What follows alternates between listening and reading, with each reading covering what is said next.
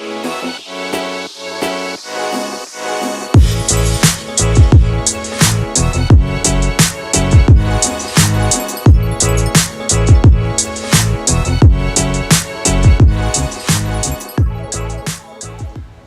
everyone, welcome to today's video. Basically what I'm going to be doing is I am going to give you a kind of insight into what it's like doing Inktober. Hopefully it'll give you a kind of idea of at least what it's like for me to be doing my Inktober illustrations in between the rest of my life. So yeah. I'm probably going to try show a lot more of my process in terms of doing it, so going from the prompt to trying to find ideas, then to doing it, but we'll see how that goes. I hope it'll make sense. I don't know, sometimes it don't make sense to myself, so hopefully it will, and then I'm just going to edit it all together, and then hopefully it'll be a good video. Who knows? And hopefully it'll be interesting. We'll see how it goes.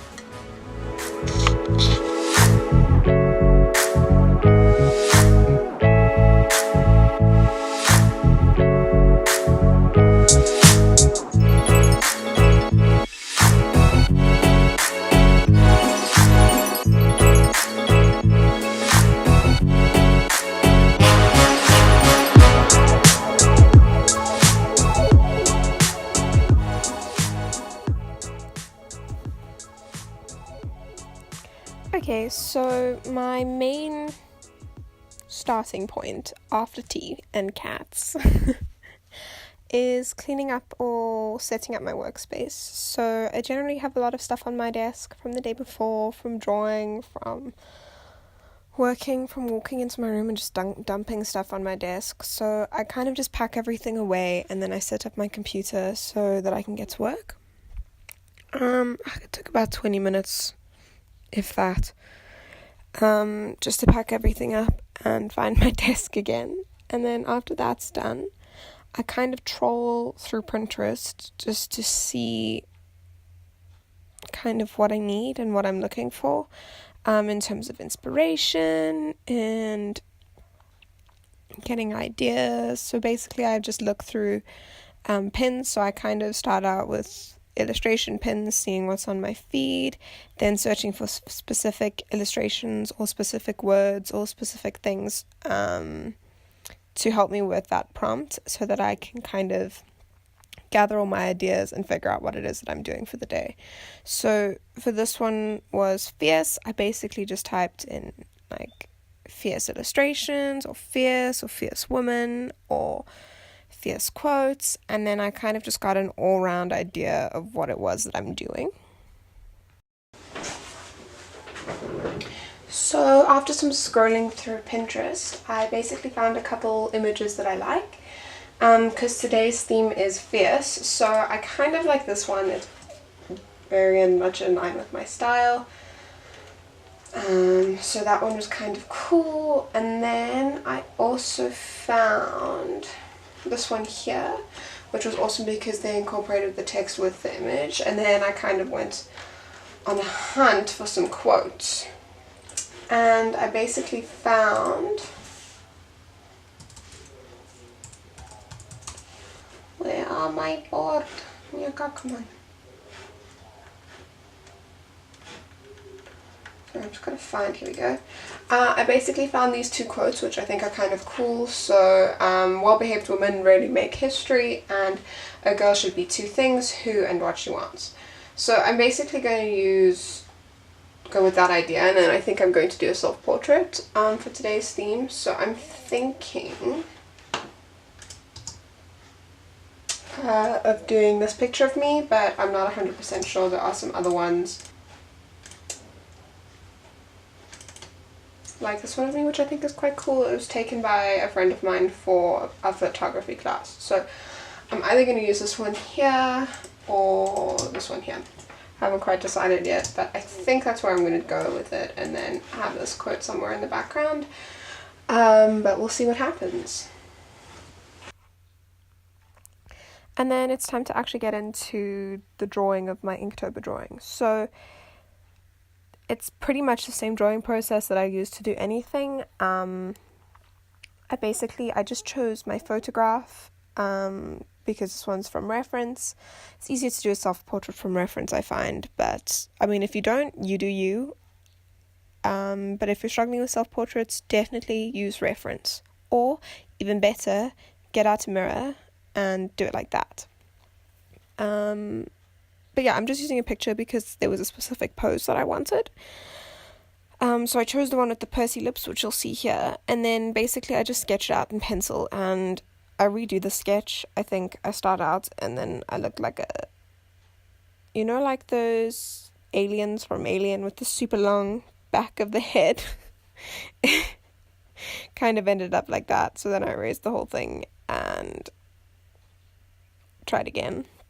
And then I got it, and then I just kind of started sketching in where I wanted the quote to go and stuff like that. So, disclaimer, typography is not really my strongest. But I really like how it turned out. I know it might not be typographically perfect, but I think it speaks to my illustration, and it all works together. And then I just start inking it, and for the most part of the inking, I'm using my Sakura Pigma micron pens, just because they're the juiciest fine liners that I have. I really need new fine liners, or at least new ink for my fine liners, because they're all kind of running out. And anyway, the point is that I kind of switch between the 0.1 and the 0.3, depending on the line quality that I want, because I'm doing quite a hatchy, realistic-y style today. So I need to get a lot of fine details in, which might require the use of a skinnier fine liner nib tip thing.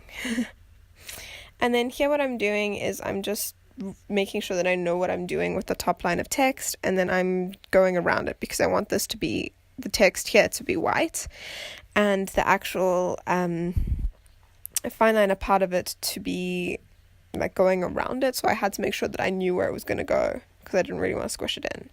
And then I just outlined it, and originally I was just gonna like shade it in because I wanted the jersey shirt thing to be dark in tone to really make the text pop, but it was a large space for fine liners, and they're the only nice fine liners I have left, so I don't really want to finish them shading a background thing. So what I decided to do, which I think you'll see here or in a little bit, here, is I take out a Copic marker of mine. It's just a light grey colour. It's just to give it some tone so that I don't have to work as hard shading it as I normally would. So I just colour in the whole jersey / shirt thing in the light grey, and then what I'm going to do is I'm going to take a black pen, like it's almost like no, it's not a gel pen, it's almost like a fine liner, but it's like a ball nib, which is kind of confusing.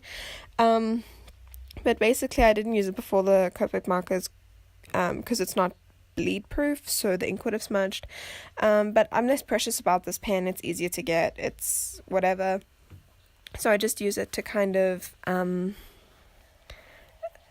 not blend in, but shade in the details on the jersey, just so that I could save my poor really nice fine liners for something that requires a little bit more detail. Excuse my head, it's very difficult to see when I'm not directly over the drawing. Unfortunately, I'm not too bad today. Then I kind of just outlined the words below the little word banner thing, and then I shaded it again with the pencil pen. And then basically my camera died and I couldn't record the rest, but I've just included images of what it looks like at the end so that you can see. Otherwise you can check it out on Instagram. And then now I'm just going to go into the second part of the video where I talk about some of my Inktober materials.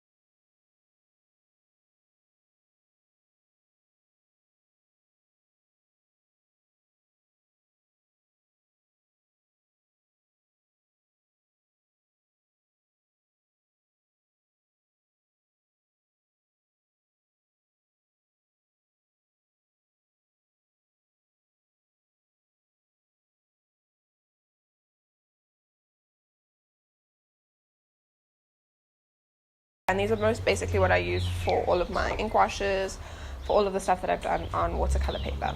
So those are those. And then obviously with those, I use my brushes. Not anything specific, I just use super thin brushes. I don't know if you can see how thin it is, but it is a 3/0, so it's not the thinnest, but it gives me the kind of lines I want. Brush, and then this one, which the name has peeled off. And then these two are basically just brushes that pick up water really nicely, but then they also kind of go to a point so I can get fine details and have lots of, do nice washes and stuff. So any brushes really, but these are kind of the three that I've been using the most. And then I've also been using Copic markers. So these aren't actually Copic markers, these are Pantone markers by Letraset. These are Pantone markers by Letraset, and I don't think they're made anymore because I'm pretty sure they were discontinued because they might have been poisonous. But I don't know. If I'm lying, I'm very sorry. But these are just the grey colors that I've been using. Just lighter grey is kind of a mid grey, and then a darker grey, and then obviously I don't have all of them here, but then I've been using a black one, and then the same kind of ones in purple. And then I do switch over to Copic as well when I have that particular color in Copic marker. Like a lot of my purples are in Copic markers, so it's these and Copic markers that I've been using. And that's pretty much it for my materials that I've been using this Inktober. I really hope that was interesting.